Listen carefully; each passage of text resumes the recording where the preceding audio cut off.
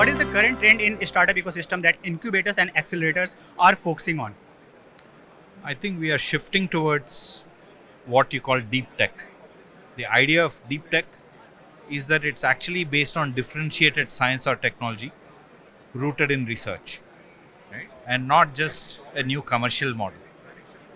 And you're seeing that between METI, between DST, uh, new initiatives such as ANRF, there is more and more support for early stage research to be converted into useful products and startups. And this is where incubators are more and more focusing on. Specifically, incubators such as us, in fact, we tend to call ourselves Innovation Factory. We have built startups from the ground up. So we are providing deeper support than traditionally what we as incubators used to. We have supported startups up to almost 15 crores. Uh, and this is really government coming forward and saying we realize that just research support is not enough. VCs, because of the kind of commercial money that they have to return to investors, they tend to come in at a later stage. So government is actually helping bridge that gap in funding deep tech from research stage to at least early productization. So you mentioned about the deep tech. If I have to ask, how do you assess that which particular startup is going to get success in future? How do you assess the process? What is the process?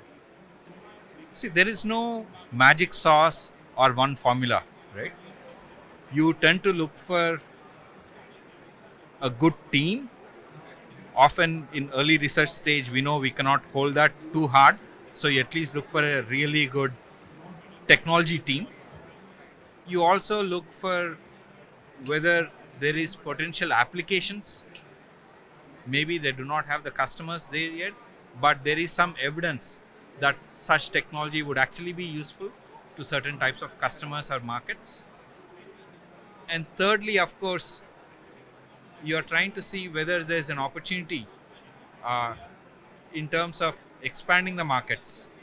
Often those products might not exist, those markets might not exist, but you're trying to understand whether if such a technology existed, could there be a new type of offering that unlocks value for customers.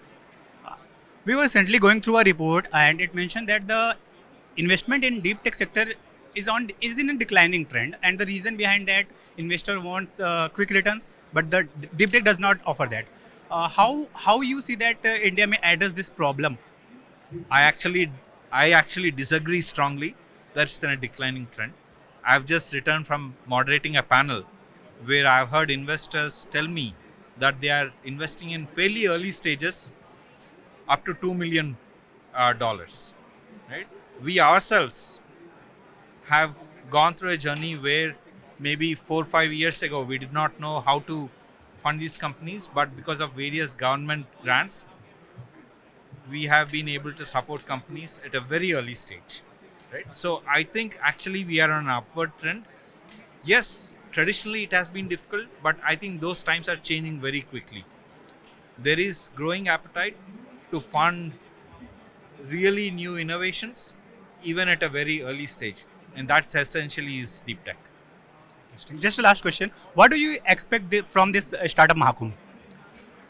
What we hope will happen is a sort of collective awakening where we go from what we call a startup nation. I think we have achieved startup nation. Through Startup Mahakumbh, I think now we have to go towards a deep tech nation, right? So from a quantity of number of startups, what's emerging as we walk around is you're seeing deeper and deeper technology. And I think that's collectively giving us as an ecosystem confidence to invest in and back our talent to do amazing things. And I think that's essentially what we expect from Startup Mahakumbh. At an incubation, what sort of challenges do you foresee regarding the Indian deep tech sector? Startup sector. I think the biggest challenge is confidence, right? And again, even as I say this is challenge, I can feel it's changing. I can feel it's changing where we said, oh, even 2 3 years ago we would have said, I don't think Indian investors will fund this. I don't think such things can be made possible in India. But under our own very roof at ARTPARK, we have built such companies now. Autonomous drones, uh, robotic arms and actuators, right? Uh, more and more what you call physics informed AI. These sort of companies are now emerging. So, yes, there are challenges, there will continue to be challenges, but I can already see we are on a transformative path. Thank you so much, sir.